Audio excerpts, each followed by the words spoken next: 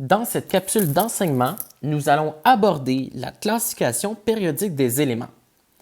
Les éléments que l'on retrouve sur Terre sont inscrits dans un tableau, le tableau périodique des éléments chimiques. Voici un exemple de case que l'on retrouve dans le tableau périodique. Donc, chaque élément que l'on voit dans le tableau périodique sont représentés dans une case et chaque case possède des informations différentes, tout dépendamment de l'élément. Donc, en premier, on peut apercevoir que dans la case, il y a le numéro atomique d'un élément. Ensuite, on a le symbole chimique. Nous avons aussi le nom de l'élément.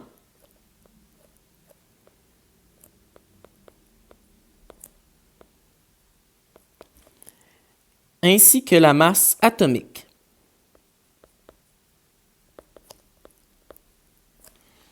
Donc, pour cet exemple, le magnésium, 12 est son numéro atomique, Mg est son symbole chimique, magnésium, c'est son nom, et 24,31, c'est la masse atomique.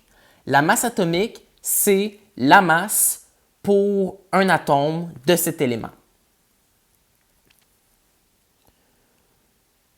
On va voir maintenant le numéro atomique, qu'est-ce qu'il nous donne comme information? Eh bien, le nombre de protons et le nombre d'électrons de chaque élément sont associés avec le numéro atomique de cet élément. Exemple, le magnésium possède 12 protons et 12 électrons.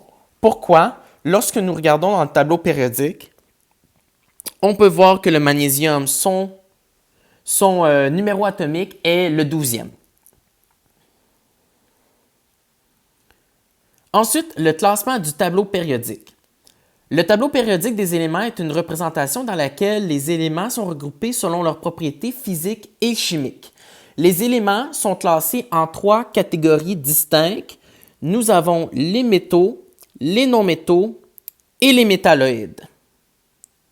Dans le cadre de cette capsule, nous allons uniquement voir où retrouve-t-on ces catégories dans le tableau périodique. On ne va pas aborder plus spécifiquement la différence entre les métaux, les non-métaux et les métalloïdes. Donc, nous allons commencer par les métalloïdes parce que c'est une exception dans le tableau périodique.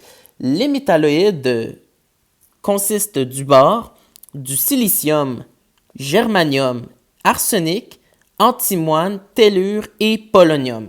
On peut même remarquer que nos métalloïdes sont délimités par un escalier foncé.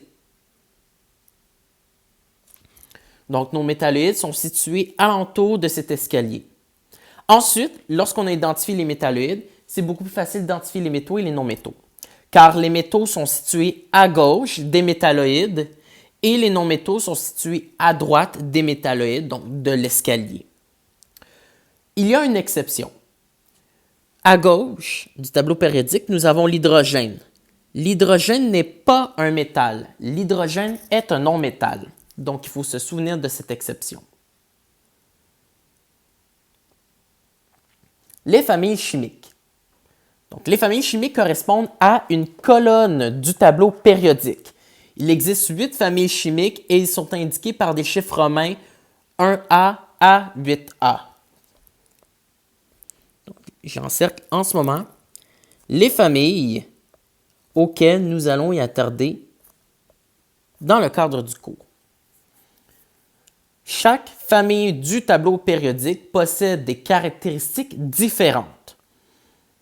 Donc, la famille numéro 1, nous avons les alcalins. Il faut faire attention, il y a une exception. L'hydrogène ici encore est une exception. L'hydrogène n'est pas un alcalin. L'hydrogène a sa propre famille chimique. Donc, le premier élément des alcalins est le lithium. Ensuite, nous avons le sodium, le potassium, le rubidium, le césium et le francium. Dans la deuxième famille, nous avons les alcalino-terreux, qui consistent du beryllium, du magnésium, du calcium, du strontium, du baryum et du radium. Ensuite, nous sautons à la 7e famille. La 7e famille s'appelle la famille des halogènes. Nous avons le fluor, le chlore, le brome, l'iode et la state. Et la huitième famille, c'est les gaz inertes. On y retrouve l'hélium, le néon, l'argon, le krypton, le xénon ainsi que le radon. Les gaz inertes, on les appelle aussi gaz rares, gaz nobles, mais dans le cadre du cours, on va toujours se fier à la famille des gaz inertes. Maintenant, les familles 3, 4, 5 et 6, on ne les a pas abordées. Pourquoi? Ils n'ont pas un nom spécifique. Donc, pour mentionner ces familles, ce qu'on va faire pour le cadre du cours, c'est qu'on va mentionner le premier élément de la famille comme étant le chef de la famille. Donc, la famille numéro 3, la famille du bore, la famille numéro 4, la famille du carbone, la famille numéro 5, la famille de l'azote et la famille numéro 6, la famille de l'oxygène. Donc, il est toujours possible de nommer une famille par leur numéro de colonne, famille 1, famille 2, etc., par le nom du premier élément de la colonne, famille du beryllium, famille du carbone, ou sinon par le nom de la famille chimique qui est plus spécifique, comme halogène, gaz inerte, alcalin. Ensuite, les périodes. Donc, les périodes, ce sont les rangées du tableau périodique. On les appelle périodes. Donc, si nous reprenons le magnésium est situé dans la troisième période. Donc, dans mon tableau périodique, le magnésium est ici et il est situé dans la troisième période. Donc, les périodes sont situées à gauche. Elles sont numérotées.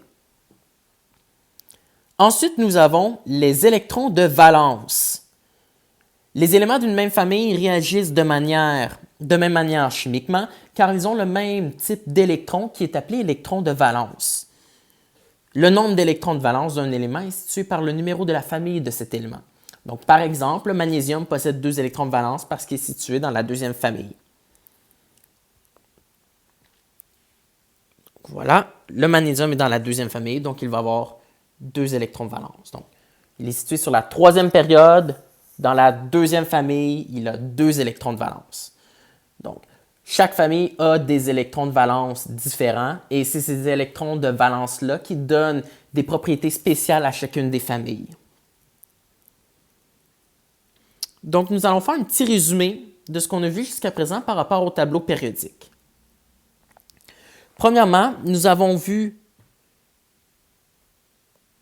que ce qui est situé à gauche du tableau périodique, donc numéroté, c'est les périodes. Ensuite, ce qui est à la verticale, donc comme colonne, c'est les familles. Nous allons maintenant identifier chacun des catégories d'éléments, donc métaux, non-métaux, métalloïdes, dans le tableau périodique. Donc, les métaux, je vais les identifier en orange, les non-métaux en vert et les métalloïdes en bleu. Dans le cadre du cours, on va uniquement se consacrer sur les 20 premiers éléments du tableau périodique. On va commencer par les métalloïdes. Donc, les métalloïdes, nous avons le bore, le silicium, le germanium, l'arsenic, l'antimoine, le tellure et le polonium. Et on peut facilement retrouver les métalloïdes grâce à l'escalier.